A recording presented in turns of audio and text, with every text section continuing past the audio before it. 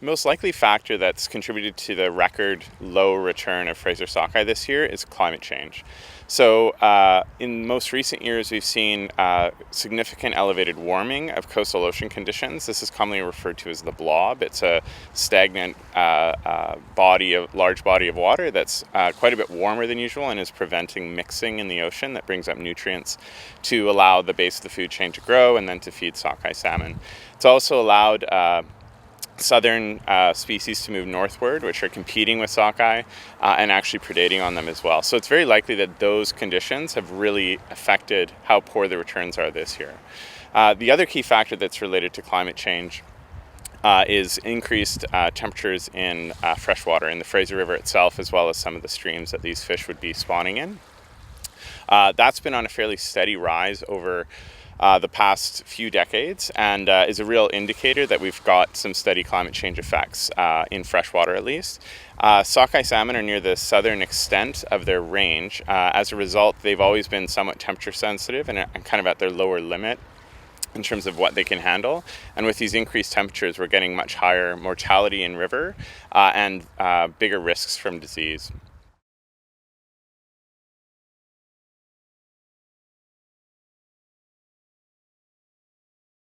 So we know that juvenile sockeye salmon migrate past a number of open net cage salmon farms, particularly in the Discovery Islands.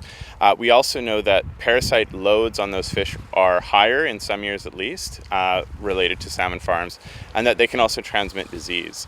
Higher temperatures from recent ocean conditions actually exacerbate the impacts both of parasites and the prevalence of disease. So it's plausible that some of these open net cage salmon farms have had some impacts during the most vulnerable life phase of salmon, which is the juvenile phase when they'd be migrating past those farms.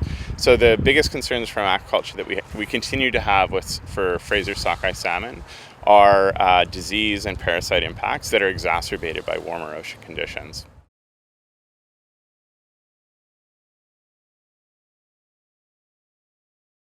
So we know that what was probably driving the really low returns this year was the ocean conditions when those sockeye went out into the ocean a couple of years ago.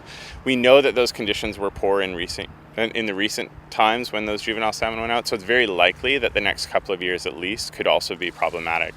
It's also really important to note that Fraser sockeye are cyclical, so this is considered an off-cycle year. So every 4 years we get a larger than average return, and then it tends to be a bit lower in those off-cycle years. So by 2018, when we expect the next big return, we should see more fish than we saw this year. We should see in the millions, which is normal. What we don't know is whether it'll be similar to some of the record high returns from 2010 or whether it'll be still depressed relative to that average. So it's very likely that there will be some sort of sockeye fishing in 2018. It's very likely that next year will be quite poor. Beyond that, these ongoing concerns with freshwater temperature as a result of climate change and the potential for climate change to further allow this warm ocean blob to continue and to ultimately get worse over time is something we don't know how it'll affect year by year, but ultimately could get worse with longer periods of time.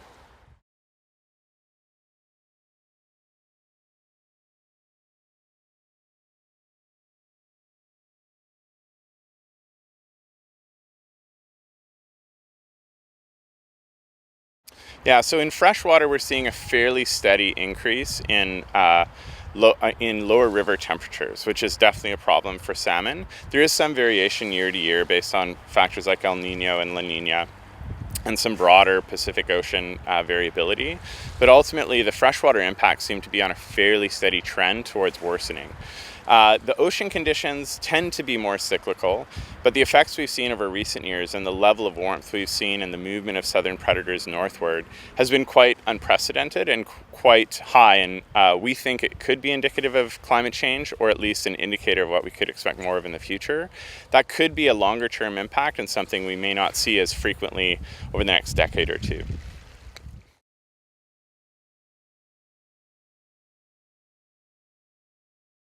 So most definitely we know that Chinook salmon, at least in the southern portion of the province, have been struggling quite significantly in recent years, likely for similar reasons in terms of food availability in the ocean in their early life. Returns this year have been very poor for southern Chinook. which kind of indicates that in the next couple of years we may see similar things for sockeye, which are a younger.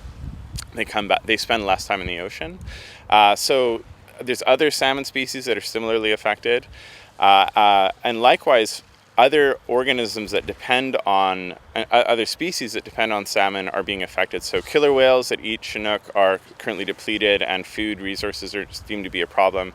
And when we get low returns, even when fisheries are cut down, concerns for bears and eagles and other species that consume those fish is a concern.